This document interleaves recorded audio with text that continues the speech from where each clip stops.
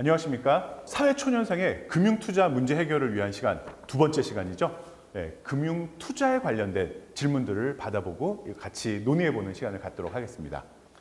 네, 저는 웰스에듀 조재영 부사장이고, 안녕하세요. 저는 트러스톤 자산운용연금포럼의 송아름 연구원입니다. 네, 반갑습니다.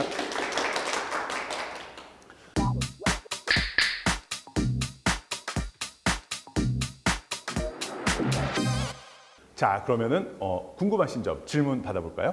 네. 저는 회사에 이제 막 입사를 해서 월급이 그리 많지가 않습니다.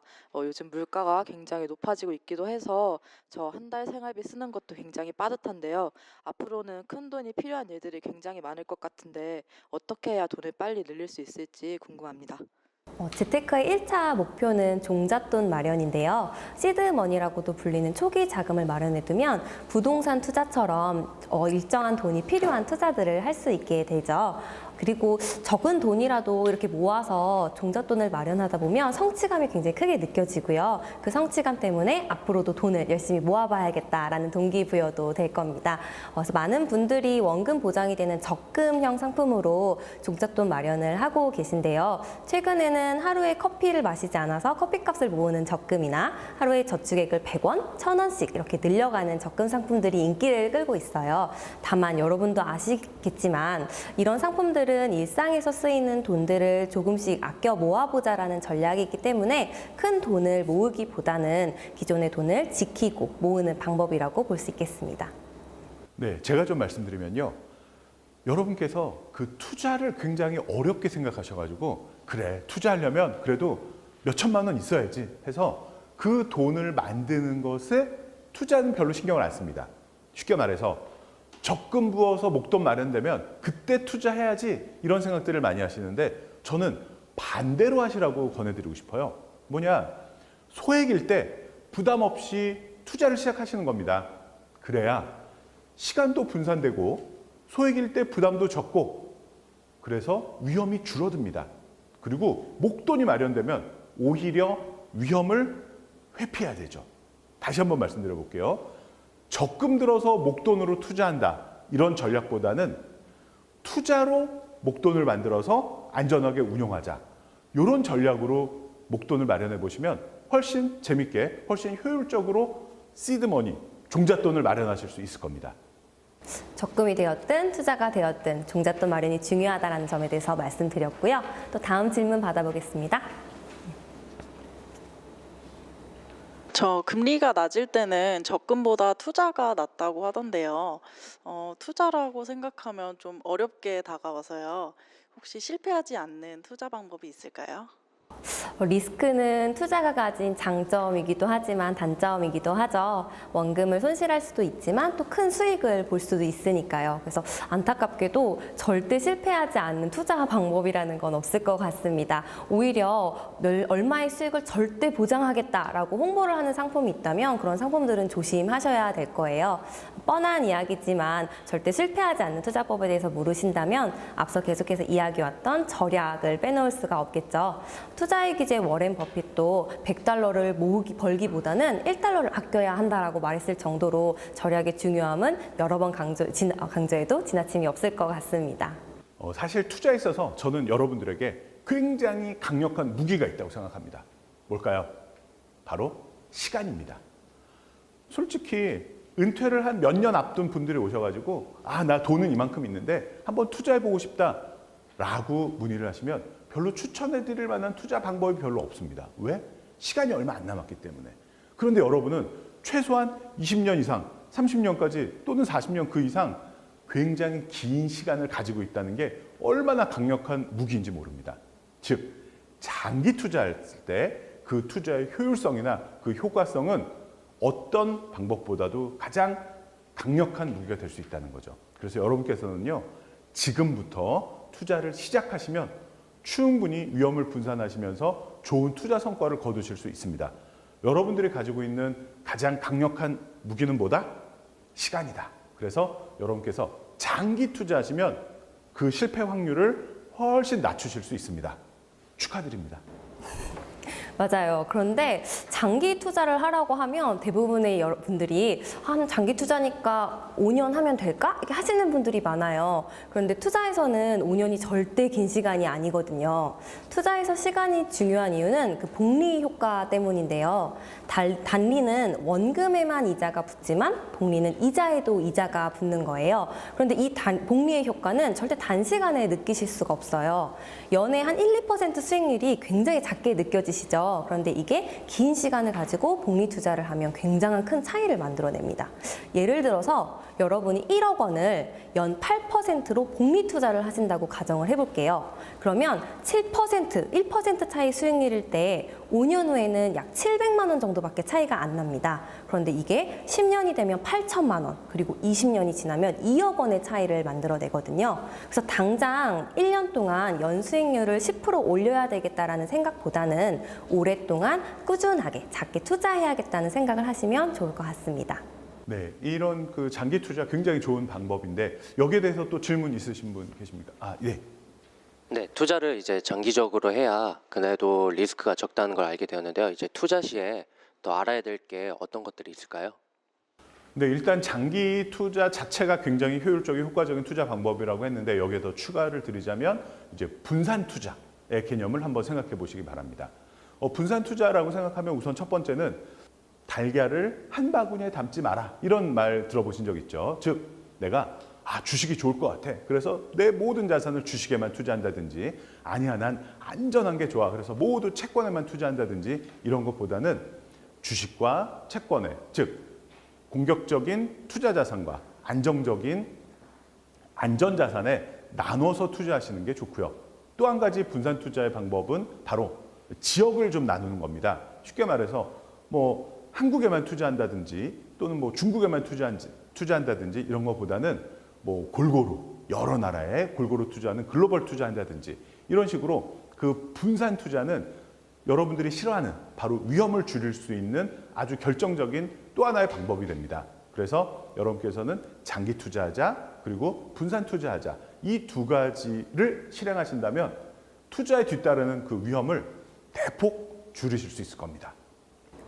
조재영 부사장님께서는 분산 투자, 장기 투자처럼 어떤 기본적인 원칙을 지켜야 한다고 말씀 주셨는데요. 여기서 한 가지만 더 말씀을 드려보자면 투자의 책임은 오롯이 자신에게 있다라는 말을 꼭 기억해 주시면 좋겠어요. 그러니까 주변에서 보면 뭐 인터넷에서 홍보한다든지 주변 사람들이 이 상품 되게 좋다더라 하는 말만 듣고 투자하시는 분들이 있더라고요. 근데 실제 제 주변에도 펀드랑 보험에 가입은 되어 있는데 그 상품이 무엇인지 잘 모르는 친구들이 굉장히 많아요. 근데 물론 전문가 말을 듣고 투자를 하신 거겠지만 이 돈이 왜 수익이 났고 왜 손실이 났는지를 모른다면 자신의 돈이라고 말할 수 좀 없겠죠. 그래서 투자를 하는 선택도 그 결과도 자신에게 책임이 있으니 절대 모르는 데는 투자하지 말고 투자를 한번 시작하셨다면 계속해서 공부를 하려는 자세를 가지시면 좋을 것 같습니다. 네. 자, 그러면은 질문 하나 더 받아볼까요? 원금 손실 가능성이 있는 투자 상품에 가입할 용기는 없는데 그래도 또 투자라는 걸 해보고는 싶고 그래서 혹시 원금 보장되는 투자 상품이 있으면 좀 알려주시면 감사하겠습니다. 네, 원금 보장과 투자 굉장히 양립하기 어려운 명제입니다. 그런데요, 뭐 많지는 않지만 그래도 이 두 가지를 가능하게 하는 상품도 있습니다. 그래서 이제 투자를 처음에 시도하시는 분들이 많이 선호하시는 상품 중에 하나죠. ELB라는 상품이 있습니다. Equity Linked Bond입니다. 여기서 본드는 이제 채권을 말합니다. 아마 여러분께서 ELS는 많이 들어보셨을 겁니다. 주가나 또는 주가 지수에 연동해서 수익을 내는 증권이죠. 그런데 이 ELS 중에서 원금을 100% 보장해주는 상품을 우리는 ELB라고 부릅니다. 주가 연계 채권이라고 보시면 되죠. 그러다 보니까 이 채권은 100% 원금은 보장이 됩니다. 그러니까 난 투자를 이번에 처음인데 원금은 절대 까먹고 싶지 않아. 이런 분들은 좀 편안하게 가입하실 수 있겠죠. 하지만 좀 단점도 있겠죠. 일반적인 ELS 상품이나 다른 투자 상품에 비해서 수익률은 낮을 수밖에 없습니다. 최근에는 ELB 상품들의 수익률이 낮아지면서 100% 원금 보장을 하는 대신에 95%, 90%, 80%형의 원금 보장형 상품들도 개발되고 있습니다. 원금 손실에 제한을 두어서 수익률, 최대 손실폭을 좀 최소화시켜 보자라는 건데요. 좀 원금을 손실하는 것을 감수하더라도 수익률을 좀 높여보고 싶으신 분들의 니즈를 충족시키기 위해 만들어진 상품이라고 할 수 있습니다. 한 가지 더 설명드리자면 ELS는 주가나 주가 지수를 기초 자산으로 해서 만든 증권이라고 했는데요. 이 주가나 주가 지수 외에도요, 금리라든지 또는 환율이라든지 또는 원자재 가격 이런 걸로 기초 자산을 해서 만든 상품이 있습니다. 요거를 DLS라고 합니다. 자, 그러면 퀴즈 한번 내볼까요? 원금 보장이 되는 DLS는 뭐라고 부를까요? 맞습니다. DLB라고 부르겠죠. 예, 그래서 DLB는 금리나 환율, 원자재 가격 등을 기초 자산으로 해서 만든 상품인데 100% 원금 보장이 되는 상품을 바로 DLB라고 부릅니다. 이것도 같이 참고해 주시면 도움이 될 겁니다. 결국 투자에서는 원금 손실의 부담을 갖지 않고서 큰 수익률을 기대하기 어렵다는 의미가 있었는데요. 한 가지 질문만 더 받아보겠습니다. 저는 지금 주식 투자를 하고 있어서 주식 관련 광고라든가 아니면은 뭐 그런 커뮤니티를 많이 찾아보는 편인데요. 요즘에 뭐 구글이나 아마존이나 애플 같은 그런 해외 기업 주식에 이제 투자라는 얘기가 많이 보이더라고요. 또 찾아보면 수익률도 좋은 것 같은데, 그래서 저도 한번 투자를 해보고 싶은데 어떻게 시작을 해야 되는지, 그리고 시작을 하면 혹시 조언해 주실 팁이나 방법이 있으시면 좀 알고 싶어서 질문드리겠습니다. 우리나라 주식시장 규모가 굉장히 커졌습니다. 그래서 거의 뭐 1,500조 시장 뭐 이렇게까지 성장을 했는데요. 그럼에도 불구하고 현재 우리나라 주식시장 규모는 세계 주식시장 규모에서 차지하는 비중이 아직까지 겨우 2%밖에 안 됩니다. 생각보다 굉장히 적죠. 뒤집어서 표현하면 세계 시장은 우리나라 주식시장 규모의 무려 50배나 크다는 거죠. 또 이런 의미로도 해외 투자에 대한 컨셉을 이해하실 수 있을 것 같아요. 자, 여러분, 국내 1등 회사에 투자하는 게 더 좋아요? 세계 1등 회사에 투자하는 게 좋아요? 세계 1등 회사에 투자하는 게 더 좋겠죠.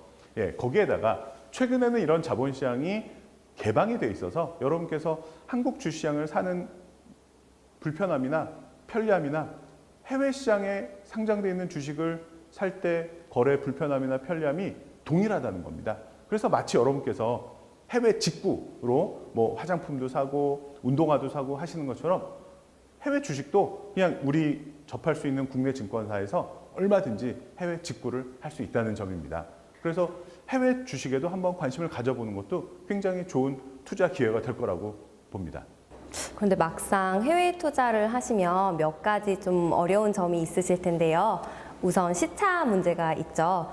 일본을 제외하고는 거의 모든 나라들이 시차가 적용을 하기 때문에 실제 투자를 좀 해보시면 번거로우실 거예요. 특히 미국 투자를 많이 하시는데 미국 같은 경우는 밤낮이 완전 반대가 되기 때문에 좀 그런 부분들이 어렵겠죠. 그리고 두 번째는 환율 문제도 빼놓을 수가 없겠는데요.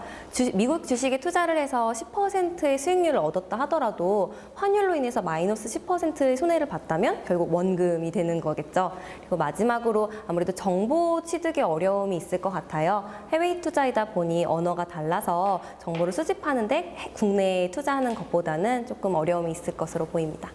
네, 그래서 해외 투자도 마찬가지로 제가 이제 세 가지 원칙 한 번 더 말씀드려 볼게요. 어떻게 투자를 할지 여러분이 가지고 있는 무기, 장기 투자. 그렇죠? 두 번째, 한 바구니에 담지 말아라. 분산 투자. 그리고 나눠서, 왜 적립식 투자라고 들어보셨죠? 매월 일정 금액을 투자하는 적립식 투자. 이 세 가지 원칙을 지키면 그 해외 투자에서 발생하는 위험도 많이 줄이실 수 있을 겁니다. 그런데 아까 연구원님께서 말씀해 주신 것처럼 해외 주식이다 보니까 뭐 정보 취득이라든지 시차라든지 환율이라든지 이런 것까지 내가 다 감안하면서 투자하기가 좀 번거로우실 겁니다. 그래서 해외 투자를 직접 하시는 것도 좋지만 좀 편안하게 하시고 싶으신 분들은 해외 투자 펀드를 선택하시는 게 좀 편하게 투자하실 수 있는 방법일 겁니다. 그래서 지금 굉장히 다양한 굉장히 좋은 해외 투자 펀드들이 나와 있습니다. 그래서 장기 투자, 분산 투자, 적립식 투자를 뭘 통해서? 해외 투자 펀드를 통해서 하시면 50배 넓은 시장에 내 자금을 운용할 수 있는 아주 좋은 재테크 수단이 될 거라고 확신합니다. 오늘 이 시간에는 투자에 대한 일반적인 이야기를 많이 나누어 보았는데요. 다음 시간에는 펀드라고 하는 구체적인 투자 상품에 대해서 이야기 더 나누어 보도록 하겠습니다. 네, 감사합니다.